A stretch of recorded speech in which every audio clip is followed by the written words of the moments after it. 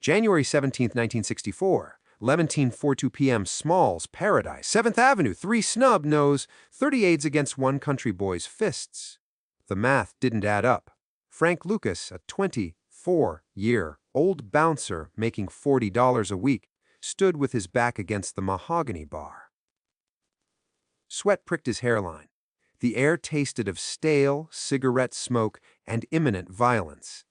Across from him stood 3 soldiers from the Genovese crime family, their eyes dead, their fingers twitching near waistbands that hid cold steel. They weren't here for a drink.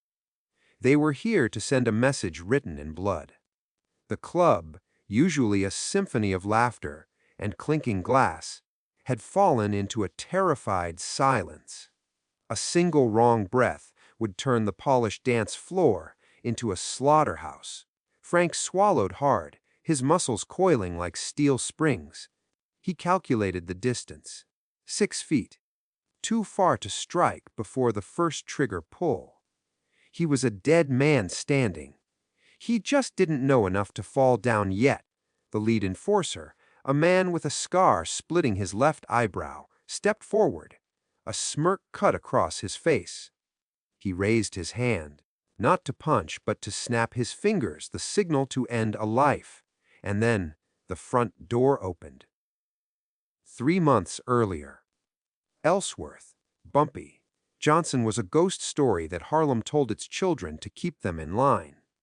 For 30 years, he had been the undisputed godfather of Harlem, a man who navigated the treacherous waters between the black community and the Italian mafia with the precision of a grandmaster. He was a poet, a philosopher, and a killer. He didn't just run the numbers racket. He was the gravitational center of the neighborhood. He carried a switchblade in one pocket and a book of Nietzsche in the other. He was the only man the 5 families truly respected and the only man they truly feared. But in late 1963, the landscape had shifted beneath his feet. Bumpy had just returned home after serving a grueling 10-year stretch in Alcatraz, the rock that was supposed to break men. While he sat in a cage watching the fog roll over San Francisco Bay, Harlem had changed. The heroin trade was exploding. The civil rights movement was setting the streets on fire. New jacks and young hustlers were trying to carve out pieces of the pie, assuming the old man was too tired, too institutionalized, and too obsolete to fight back. The stakes were absolute. This wasn't just about money, it was about the crown. The Genovese family, Bumpy's long-time wary allies, sensed weakness. They believed the decade in federal prison had dulled Bumpy's edge. They wanted to renegotiate the percentages. They wanted to push into 116th Street without paying the tax. They were watching his every move, waiting for a stumble, a hesitation, a sign that the King of Harlem was ready to be deposed. They mistook his silence for submission. They were wrong. The threat had a name. Sal, the Hammer, DiMaggio. He wasn't a boss, but he was the kind of blunt instrument the mob used when they wanted to break things beyond repair. A capo in the Genovese family, Sal had built a reputation on cruelty that bordered on the theatrical. He didn't just collect debts, he collected teeth. In the 3 months since Bumpy's return, Sal had been testing the waters, aggressively expanding his shy business into central Harlem, ignoring the territorial lines drawn back in the 1930s. He had already crippled 2 of Bumpy's runners near the Apollo Theater, leaving them with shattered knees and a warning. The rent is due. Sal didn't want a partnership. He wanted total capitulation. He saw Bumpy Johnson not as a legend, but as an obstacle, a relic of a bygone era who stood in the way of the Genovese family controlling the entire uptown heroin distribution network. Sal was hungry, ambitious, and fatally arrogant. He believed that sheer brutality could overwrite history. The danger Sal posed was specific and numerical.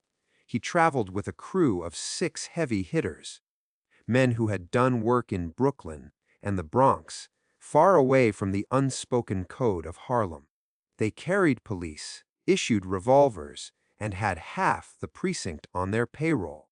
Sal had sent word through the grapevine that he was coming to Small's Paradise to drink for free. It was a direct challenge. In the underworld, allowing a rival to disrespect your sanctuary is the same as handing them your gun. Sal was forcing a confrontation. He wanted Bumpy to either bow down in public or die trying to stand up. Sal's plan was simple, brutal, and seemingly foolproof.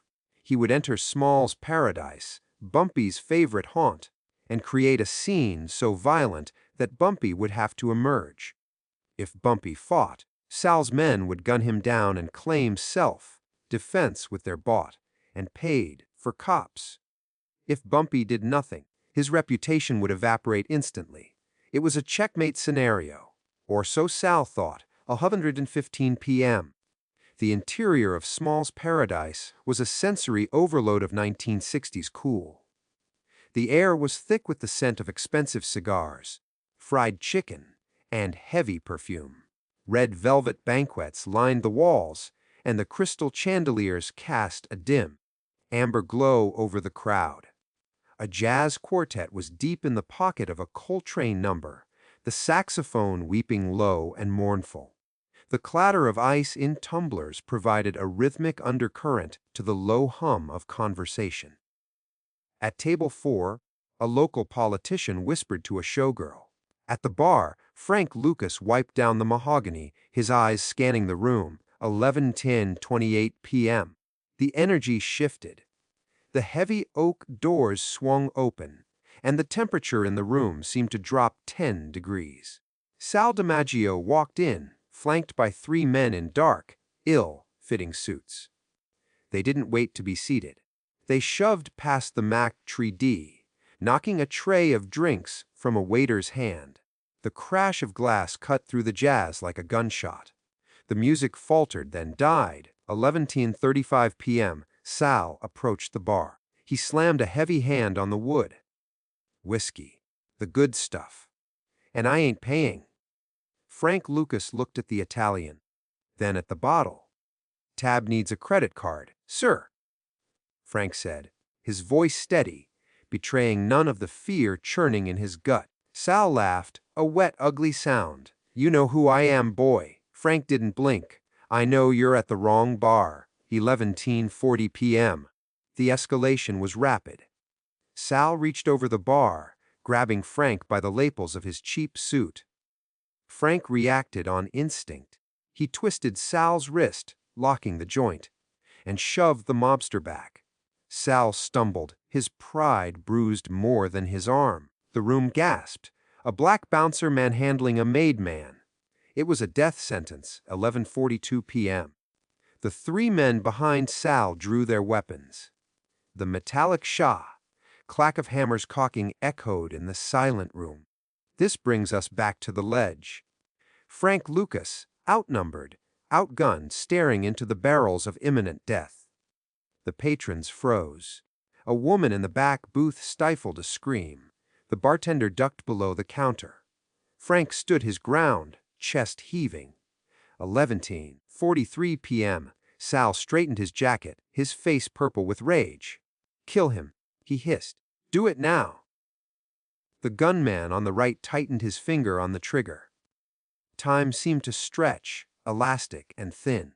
The air grew heavy. The silence was absolute. You could hear the neon sign buzzing outside on 7th Avenue. 11:44 p.m. Thin footsteps, slow, deliberate, rhythmically tapping against the hardwood floor. Not the hurried steps of a victim, but the measured gait of a king. From the shadows of the VIP section, a figure emerged.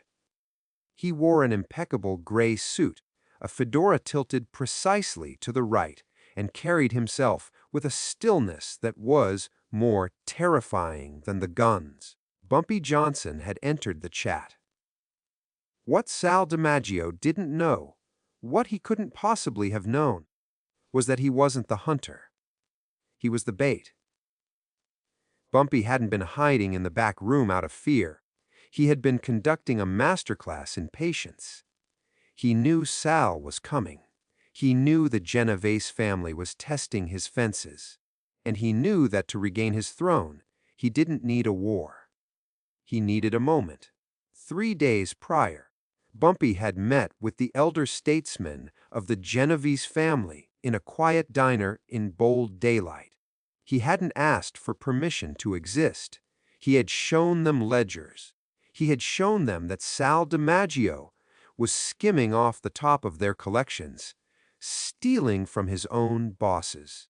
Bumpy had promised them he would handle the personnel issue cleanly, without a mob war, if they agreed to back off 116th Street. The Genovese bosses, valuing money over a thief like Sal, had given Bumpy the green light. Sal was walking into a room where his own protection had already been revoked. 11:45 p.m. Bumpy walked right past the gunmen as if they were furniture. He didn't look at their weapons. He didn't look at Sal. He looked at Frank Lucas. Bumpy stopped at the bar, placing his hands on the wood. The gunmen were confused. Their orders were to kill the bouncer, but shooting Bumpy Johnson without direct orders from the top was suicide. They hesitated. That hesitation was all Bumpy needed. He reached into his breast pocket. The gunmen flinched. Sal took a half step back. But Bumpy didn't pull a gun.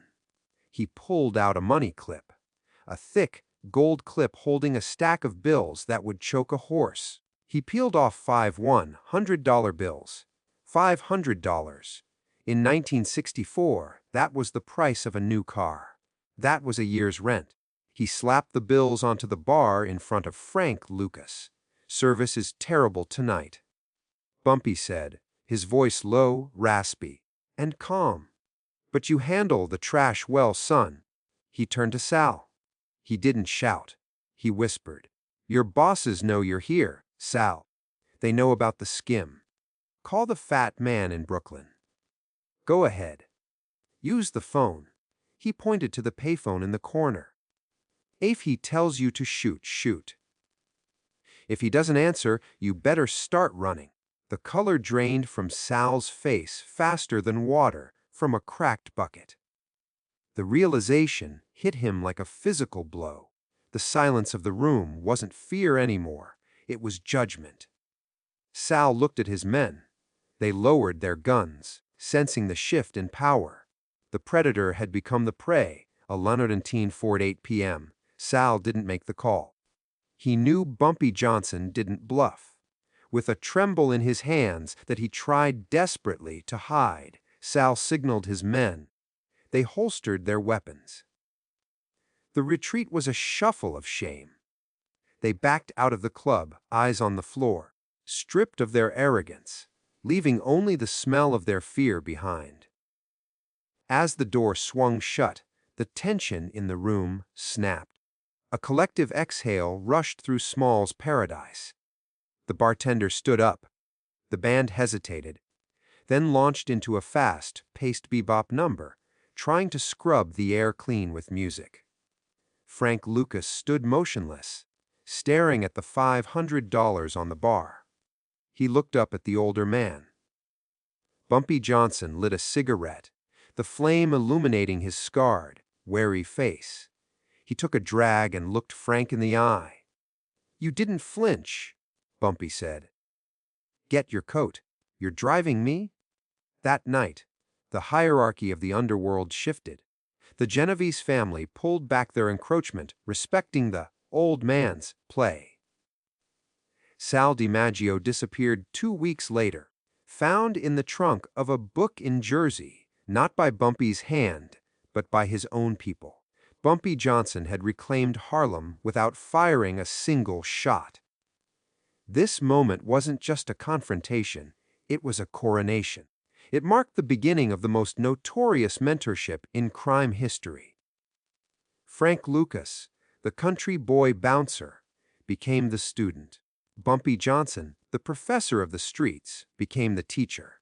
From this 500 tip, the empire that would eventually smuggle heroin in coffins and rule New York in the 1970s was born. It reveals the true genius of Bumpy Johnson. Other gangsters used violence as their first language. Bumpy used it as punctuation. He understood that true power wasn't about who could pull the trigger fastest. It was about who could control the room, the situation, and the enemy's mind before a weapon was ever drawn. He defeated a hit squad with a phone call and a tip. The lesson rings true across decades. Violence is the tool of the amateur. Strategy is the weapon of the master. If you want to be a boss, you don't just fight the battle in front of you. You win the war before the enemy even knows it's started. If this story showed you why Bumpy was the smartest man in Harlem, hit subscribe. Drop a like if you respect the code. Comment below. Would you have stood your ground like Frank or run out the back door?